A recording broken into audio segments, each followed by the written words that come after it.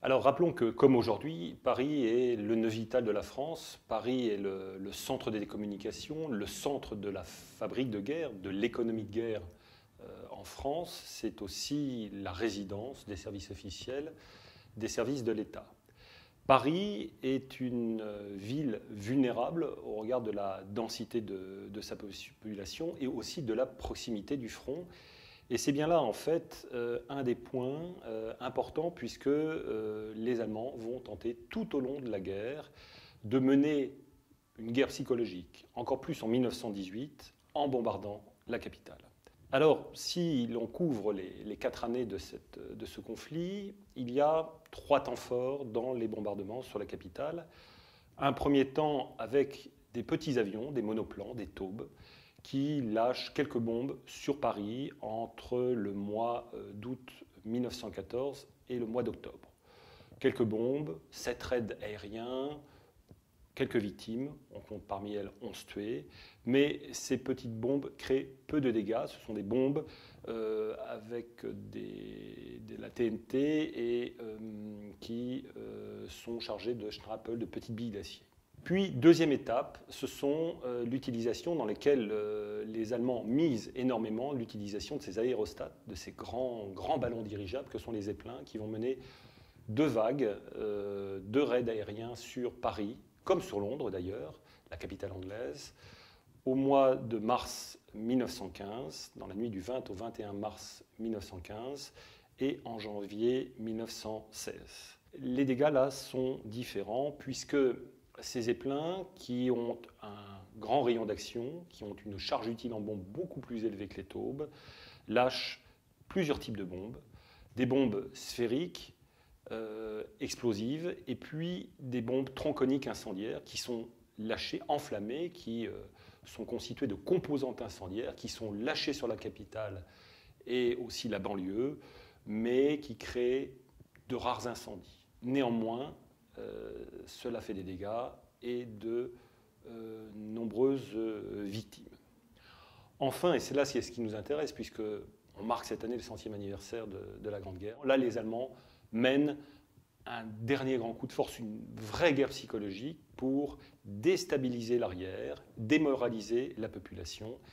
Et c'est l'emploi combiné des Gotha, qui sont des bombardiers biplans, qui ont un rayon et une charge utile bien plus élevés que les Zeppelins, qu'abandonnent d'ailleurs les Allemands en utilisation en 1917.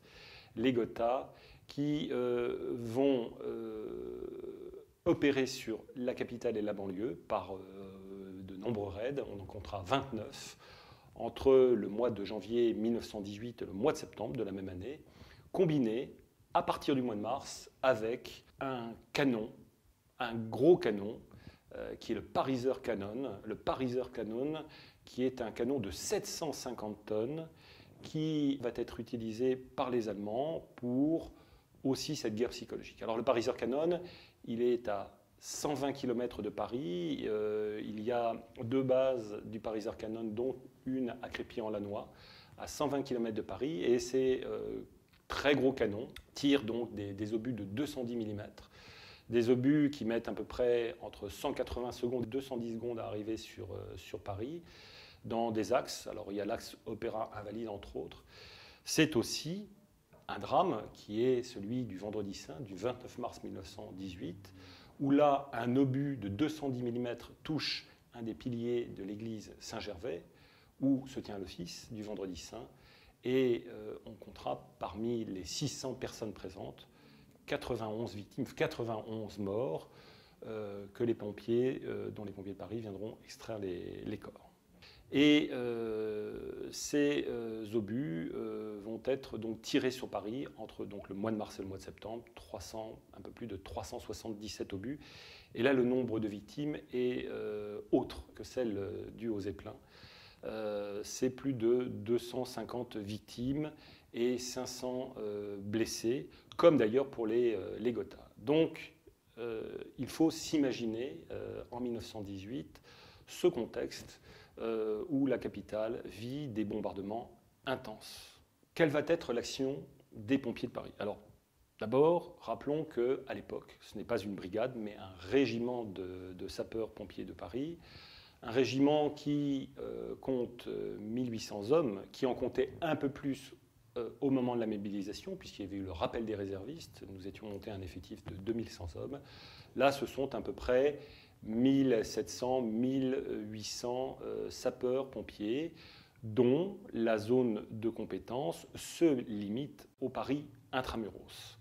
L'action des pompiers de Paris est de plusieurs types. La première est celle d'alerter les populations. Rappelons que Paris compte 2 800 000 habitants. Donc, c'est une initiative qui est proposée par le colonel Cordier, qui commande le régiment en 1914, auprès du gouverneur militaire du camp retranché de Paris, d'alerter les populations. Alors, comment cela se passe-t-il? Eh bien, ce sont des itinéraires définis, un peu plus de 400 km d'itinéraires sur lesquels eh bien, les pompiers, au moyen de leurs véhicules, donc c'est-à-dire des premiers secours de la haie, mais aussi des fourgons de la haie Farco, vont sur ces itinéraires alerter la population. Alors comment cela est-il fait? Eh bien, c'est au son, au départ, du clairon.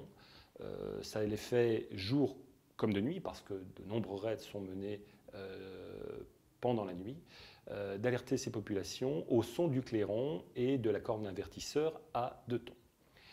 Et puis, un peu plus tard, dès 1916, il y a une combinaison de cette alerte au son des clairons avec, premièrement, des sirènes mobiles. Alors, quand je dis mobiles, parce que ces sirènes sont fixées sur les engins incendies, et par ailleurs, des sirènes fixes qui ont été placées à des points clés dans la capitale.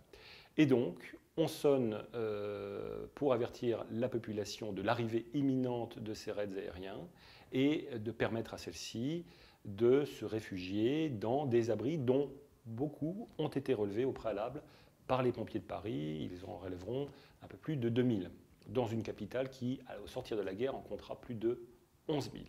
Alors l'organisation, rappelons-le, du régiment, je le disais, à peu près 1800 hommes, c'est un régiment qui compte à l'époque 12 compagnies, compte chacune ce qu'on appelle des stations, c'est à la fois des casernes et des postes, qui, casernes et postes, ont charge chacun d'un secteur. Il y a 24 secteurs sur Paris. Alors bien entendu, les hommes du régiment interviennent suite au bombardement. En 1918, en avril 1918, eh bien, il y a une nouveauté. Quelle est-elle? C'est la création, au sein de chacune des compagnies, de petites unités constituées de sapeurs charpentiers qui vont avoir la mission, suite au bombardement, donc rendus sur les lieux de l'intervention, de faire du déblai, de faire entre autres de l'étaiement, donc de dégager les voies pour permettre le secours des victimes. Et donc ces petites unités donc, sont constituées donc, de pompiers spécialistes, si on peut dire les choses ainsi, et qui auront aussi charge d'extraire avec les autres pompiers des victimes. Donc une action qui est bien entendu donc, celle d'intervenir sur les lieux bombardés. Des pompiers ont été aussi formés au désamorçage des bombes par le laboratoire de la préfecture de police, et ils ont charge, pour certains, donc, de désamorcer ces munitions qui n'auraient pas explosé. Et puis enfin, un service médical. Alors entendons-nous, à l'époque, ce sont des médecins de la direction du service de santé qui sont, j'allais dire, entre guillemets, mobilisés et qui sont de garde et placés dans chacune des casernes et des postes, prêts à intervenir sur les lieux bombardés au moyen de véhicules sanitaires, dirons-nous de véhicules, ambulances, pour intervenir auprès ou sur les victimes aux côtés des pompiers de Paris.